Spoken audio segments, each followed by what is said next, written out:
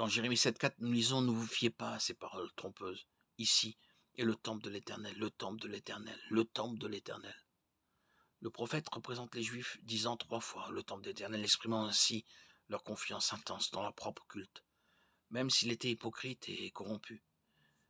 Jérémie 22, 29. Ô terre, terre, terre, écoute la parole du Seigneur. Ézéchiel 21, 27. Je ferai de ce pays une ruine, une ruine, une ruine. Il n'en sera pas de même jusqu'à ce que vienne celui à qui appartient le jugement, et je lui donnerai.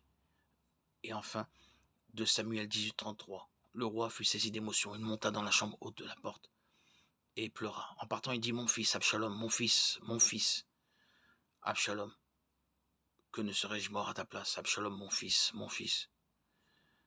Ces 3 passages contiennent des expressions similaires de triple intensité. Par conséquent, lorsque les anges autour du trône s'appellent ou s'écrient les uns les autres « Saint, Saint, Saint », ils expriment ainsi avec force et passion la vérité de la sainteté suprême de Dieu. Cette caractéristique essentielle qui exprime sa nature impressionnante et majestueuse exprime la nature trinitaire de Dieu, les 3 personnes de la divinité, chacune égale en sainteté et en majesté. Jésus-Christ est le Saint, qui ne verra pas la corruption dans la tombe, mais qui ressuscitera pour être exalté à la droite de Dieu. Acte 2, 26. C'est pourquoi mon cœur s'est réjoui, ma langue s'est réjouie, ma chair aussi reposera dans l'espérance. Acte 3, 14. Mais vous avez renié le saint et le juste, et vous avez demandé qu'on vous accorde la grâce d'un meurtrier. Jésus est le saint et le juste, dont la mort sur la croix nous permet de nous tenir devant le trône de notre Dieu saint sans honte. La 3e personne de la Trinité, le Saint-Esprit, par son nom même, dénote l'importance de la sainteté dans l'essence de la divinité.